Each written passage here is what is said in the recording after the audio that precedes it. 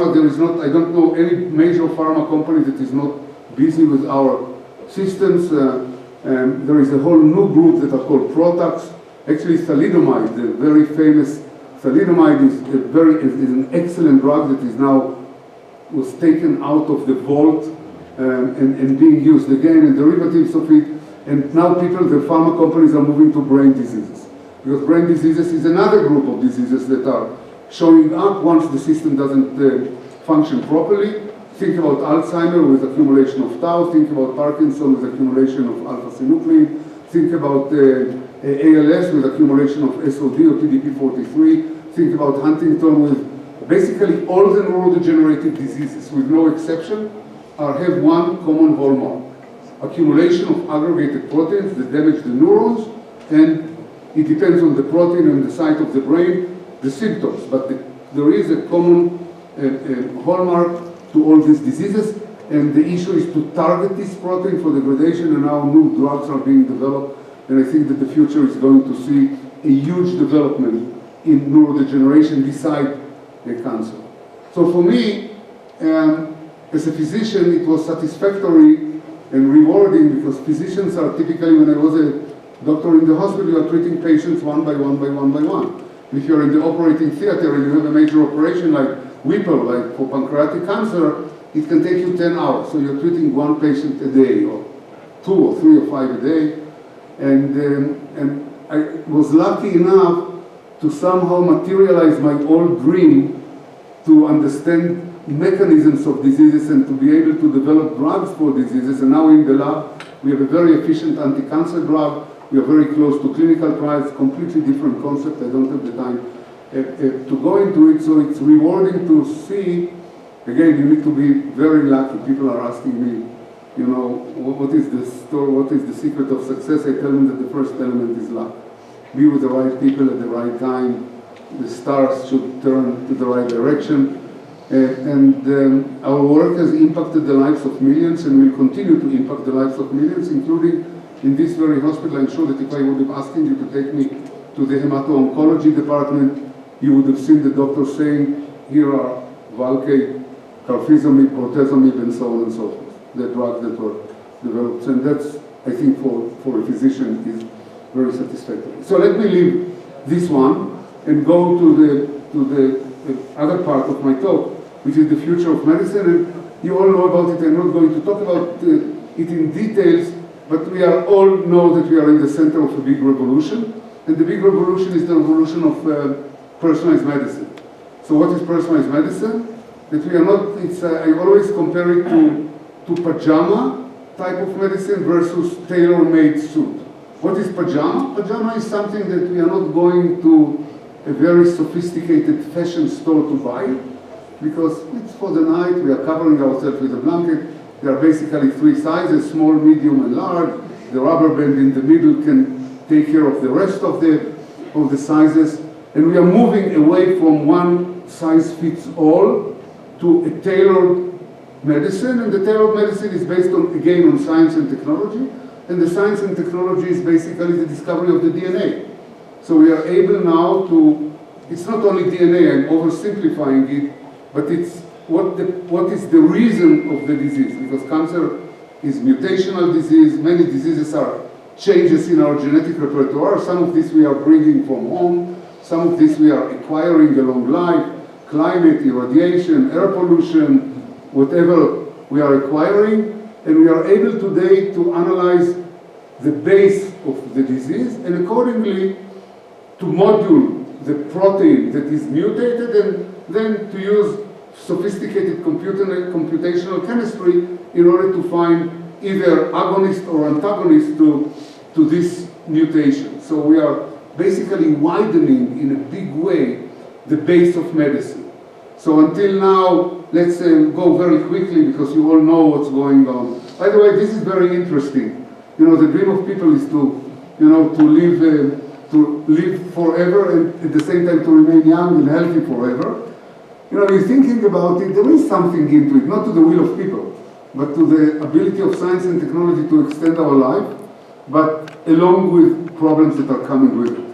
So now, 120 years ago, people were living about 50 years. women died during delivery, there was no blood transfusion, we didn't know anything about AB, O, plus, minus, we didn't know anything about anesthesia, there was no X-ray. Actually, the first Nobel Prize that was awarded in 1901 was given to Konrad Wilhelm Röntgen for discovering the X-ray, the Röntgen, and then came, for 8 years we were living with Röntgen. I myself was trained on X-ray, on mobile, and then came the CAT scan, and then the MRI, and then the functional MRI, and now we are doing very sophisticated imaging. Actually, we are not doing only imaging for imaging, we are doing interventional imaging. Think about cardiology. You know, basically all the cardiac surgeons almost were thrown out of jobs by interventional cardiology. The same for gastroenterology, the same for operation. Think about the Da Vinci. I'm sure that your operation theaters are full with Da Vincis. So think about, you know, on technologies of what's going on there. So we are moving very fast to very different medicine, and with this medicine we are able to extend our life by 35 years. We are living now 85 years on the average in the developed countries. So we added like 35, 40 years, we almost doubled our lifetime within 1 century. If we think about the old Romans and Greeks, they lived 4,000 years ago, they lived 35 years or so. So it took 4,000 years to add 10, 15 years, and now, within 1 century, another 40 years or 35 years. The question is whether it's going to continue. No, it's not going to continue. It's going to continue slowly.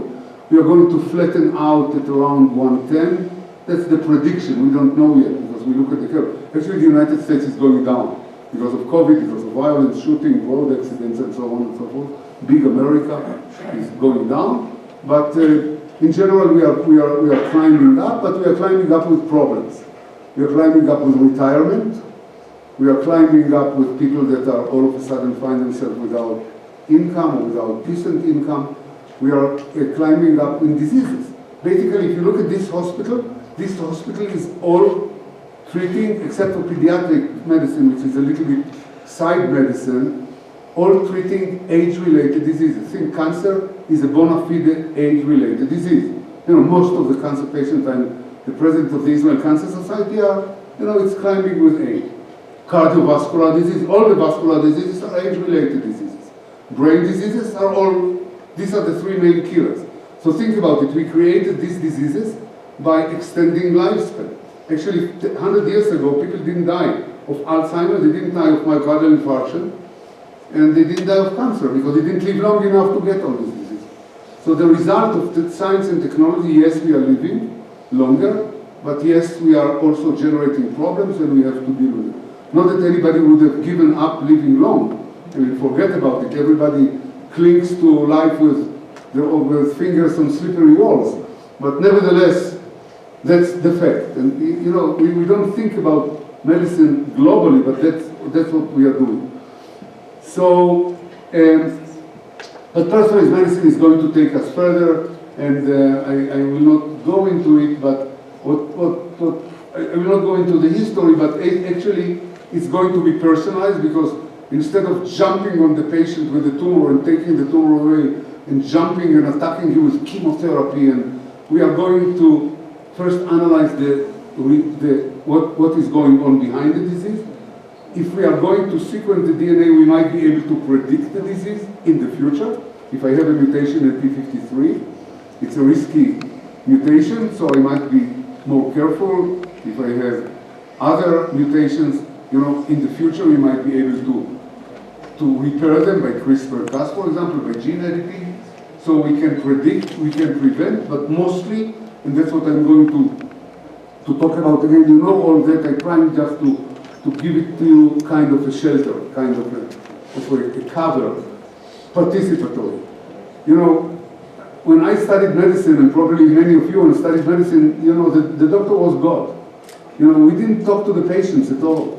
We said, you know, I'm your doctor, trust me, don't come with your stupid questions, do what I'm telling you to do, and that's it. That was the attitude. Actually, I was telling the joke yesterday in Monterrey, that there is a joke about the difference between God and a doctor and a physician, that God doesn't think that he's a physician. But the attitude changed completely. There is the internet now, the patients are much more knowledgeable, there are groups of patients, they know exactly what's going on, they consult one another, and also the juridical system came in, there are lawsuits against doctors and so on, so the doctor took a side step, and the doctor is now more like professional consultant. So that's what we are doing basically, and the patient must participate. You know, patients are very different in their knowledge, in their background, in their culture, in their religion, in their beliefs.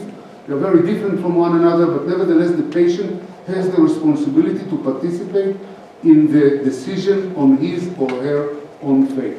We can consult, but we cannot order, we cannot say do it, and so on and so forth.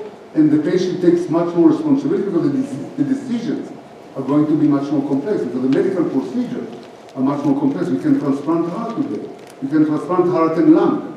We can do a lot of things that we didn't do before, and therefore the decision, and it's risky procedures. So the patient has to take a part in the decision-making process. Of course, personalized medicine came from the observation that if you are starting with a group of patients, on one day, let's say that you are seeing 10 prostate cancer patients, and they're all colored, but we are blind to see the color, they are ending up after 5 years or 10 years in different fates. Some died because we couldn't analyze, we couldn't diagnose the metastasis. Let's say that one cell was already seated in the bone, in the vertebra, and we couldn't diagnose it. And some are cured. And personalized medicine is there in order to prevent this phenomenon, to be able to predict the most efficient treatment and the prognosis a priori when the patient's already showing up, and not to say to the patient, you know, let's wait and see 5 years whether you are making it through or you are not making it through. And of course we are very different. So patients are not mice in the lab. You know, we are men and women, we are fat and thin, we are tall and low, we are eating Mexican diet and high-fat diet, I don't know where. We are bringing different genetic repertoire from home, from our parents. We are very different from one another. If you think about it, out of the 8 billion people that live on this planet, not 2 are identical. Not 2, even not identical twins. Because identical twins start to divert epigenetically once they are out of the uterus. So not 2 people that walk on the face of Earth. So why should they have the same disease? Of course, the disease is very different from one another, and many ethical issues are coming up, and that's what I want to talk about a little bit and to conclude. Of course, this whole story started with this couple, with Watson and Crick. They discovered in '53 the structure of the double helix, and you know, when I look at, you know, you might joke about it, you think, oh, Nobel, I'm always kind of cynical about it. People think that Nobel Prize laureates know everything. They ask me about Beethoven, and they ask me what do I think about the elections in Mexico, and what do I think about that, and what do I think about that. We are people. We are people. But even in the Nobel Prize, I remember very well this conversation. After we got the announcement from Sweden, I got a call from 2 Nobel laureates in Texas. They are friends of mine, both Jews, Mike Brown and Joe Goldstein. They discovered the cholesterol story and so on, which led to the development of statins and, you know, the cholesterol-lowering drug. And they said to me, Aaron, you are still fresh to this, and you are probably shocked. But along the way, you will find out that the class of Nobel laureate, you know, we always call it the class of 2025 in university or in high school, is not different than any other class that you have been to during your lifetime, from kindergarten all the way to elementary school, high school, and university. On the very right side, they are the most brilliant one. In the middle, they are the majority, and on the left side, there are some that somehow got it. Let's don't allude on that further. But I can tell you that in my opinion, in biology at least, and not in physics of course, the most important Nobel Prize is this one. Because the whole entire genetics and medicine is standing on the foundation of understanding the structure of the DNA and then what we call the central dogma of biology. From DNA to RNA to proteins, all the mutations, all the new drugs are all based on this. So these people belong to the very right side of this Gaussian curve. So you see that the drugs of the future are going to be based on our DNA, and we are moving, as I said, from pajama type, from one size fits all to tailor-made medicine. And I will not go into it. You all know breast cancer can be due to mutation in the progesterone receptor, in the estrogen receptor, in the EGF receptor, then unfortunately it can be triple negative, but it will not be only triple negative because we are discovering more and more reasons. It might be deca negative, or I don't know more than deca in Latin, but it's triple now because we know only 3 reasons, and then the 4th one is called triple negative, but it will be more than triple. So this is an example that we need, the woman comes with a tumor, the woman doesn't know what's going on, but if she has a mutation in the estrogen receptor, we should treat her with tamoxifen. If she has a mutation in the EGF receptor, we should treat her with Herceptin. But if we cross the treatment, they will continue to deteriorate. So that's personalized medicine. We are going to molecular diagnosis. The pathologist's eye and the hematoxylin eosin slides are not sufficient anymore. They are far away from providing us with the right information. But let's go quickly to the issues, to the moral issues.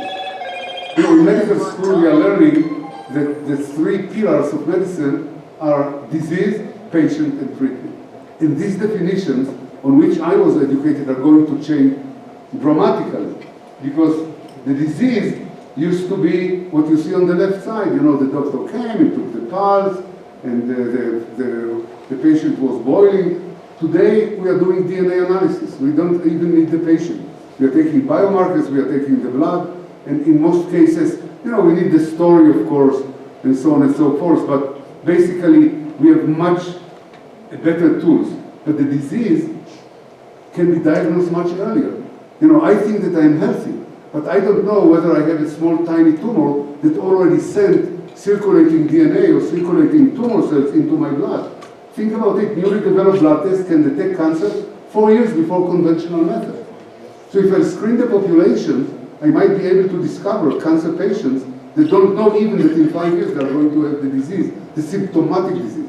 Again, go back to my dream of what I wanted as a kid, as a young student, to achieve. And then there is a lot of ethical meaning to it. What does it mean that I'm sick now, that I have cancer? Whether the insurance company will cover it, what does it mean for the family? Think about, I'm suffering chest pain.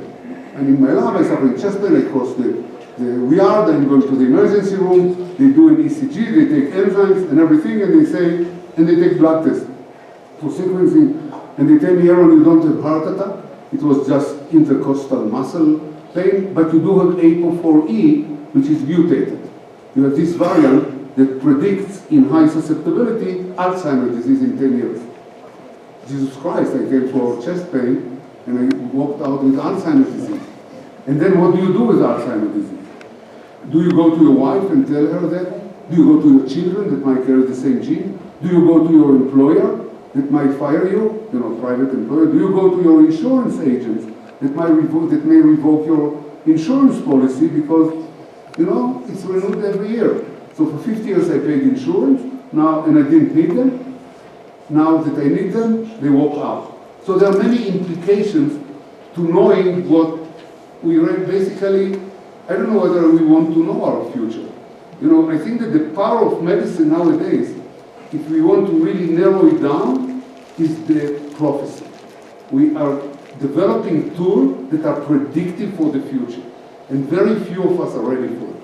Psychologically, emotionally, historically, religiously, traditionally, however you look at it, we are not ready for it. We are enjoying, tomorrow night, I'm taking Iberia plane to Madrid and then to Tel Aviv. Planes crashing. But I don't know about it, so the statistics say that it's safe, you take it, but people get killed. People get killed on the road, when they go out in the morning they go to work, and they don't come back at home to the night, you know it. So not knowing the future is one of our strongest protective walls. And medicine is going to break it, to have the ability to break it. And I think that this is the essence. Forget about pricing, forget about knowledge, they're all important, but for society at large, this is going to be a very big issue. And I think that the big issue, and of course the patient.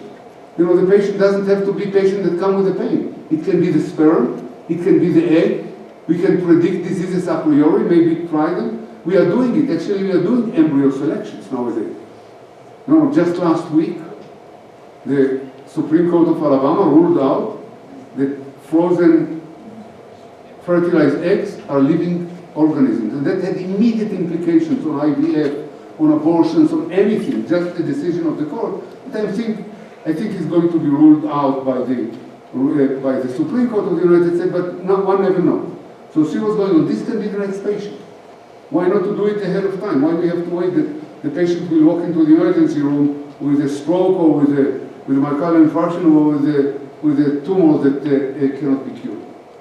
And of course the treatment can be correcting the DNA, gene editing. We are doing it today. For sickle cell anemia, for thalassemia, it's already running. The price is skyrocketing, but we know how to do it. So the treatment is not going to be, the usual treatment, but we are going to really treat the disease. And the accessibility and the price are other ethical issues that I don't want to go into. And I think that, there is an issue of genetic privacy, because if my DNA is going to be sequenced, it will be hacked. There is no doubt. It will be hijacked by criminals. There will be ransom. There is all the time competition. Israel is very strong at it, at cybersecurity, but it's going always to be broken. You protect this line, the next day it's broken. You develop another line of defense. It's broken forever, and it's an ongoing forever competition between the criminals and the information. This information is very sensitive. If I have genes for autism, for psychiatric diseases, and there are the people that will call me say we are going to leak it out, to put it in the computer, on the internet. It's not fun. It's not fun at all, and it will happen. And all this is not coming from the Time magazine. It's all coming from Nature and Science, and we all know about it. And let's conclude with this beautiful lady, with Angelina Jolie. That men think that she is one of the most beautiful women that walks on the face of earth, but she did something that is going much deeper than beauty, and she discovered that she's carrying BRCA1. Why has she discovered it? Because her mother died of breast cancer, and her aunt, the sister of the mother, died of ovarian cancer, and of course the common denominator is BRCA1, and she tested positive, and she did decide to take her 2 breasts and her 2 ovaries. And again, the same questions are coming up. What to tell the children? By the way, she has her own children, not only the one that she adopted with Brad Pitt. And then what to do about the insurance and all these issues are coming up. So for herself, she did remove a ticking bomb. But I think that what she really, and she made it public in order to encourage women. And I just want to tell you, again, we are going to the issue of public knowledge and what does it mean. In America, people, there was a huge flux of women going to be tested. In Israel, nobody. Nothing. Why? Because people say, we are religious, we trust in God. With God's help, in Yiddish, as they say. Why should we be tested? God will be with us to help. So you see how traditional and cultural differences determine a public health problem, a bona fide public health problem.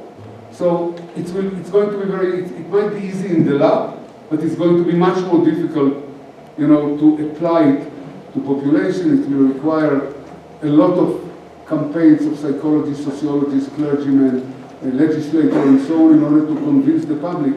And convincing the public is a major task. Think about vaccination hesitancy in the United States. People didn't want to get vaccinated, especially the black population, because they simply don't trust the government. They say this government that discriminates us in Alabama and in Mississippi, that don't give us jobs, now want to vaccinate us and to make us crazy or what. So they don't trust the government. So the trust, when we are talking public health, we are talking basically contract between government and population, and the same is true for vaccination, the same is true for prevention, for screening, for modern medicine. So all I wanted is basically, I think that you all knew about what I told you, but I thought that to kind of pack it in a more personal, concentrated way. So it's nice being here, and thank you very much for your attention.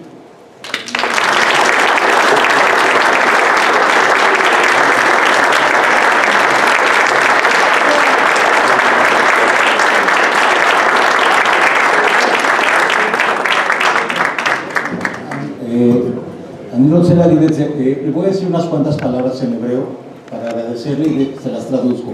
אני באמת מאוד מאוד נהניתי מההרצאה שלך. באמת זה רפואה מהפכנית, שבאמת אנחנו עוד לא יודעים על מה אנחנו הולכים הלאה, ¿okay?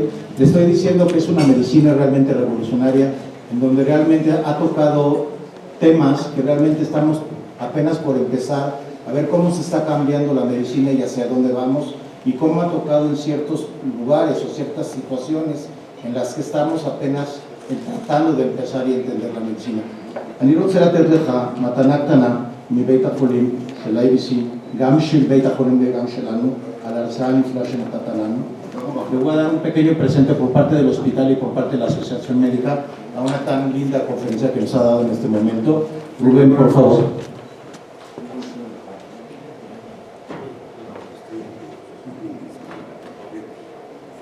Rambam quiere reconocer el esfuerzo que ha hecho el Centro Médico ABC y el personal salvo y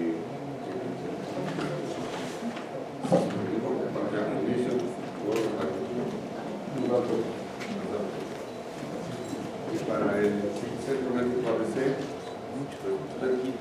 una quita o el director que pasa, una quita pasa, la corta. También.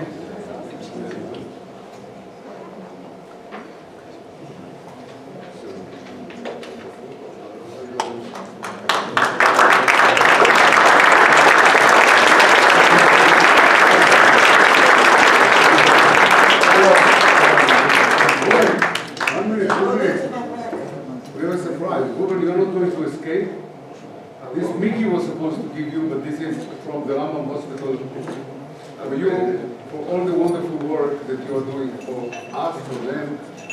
It's wonderful to have such partners and friends. Far away geographically, but very close heartfully. Thank you very much.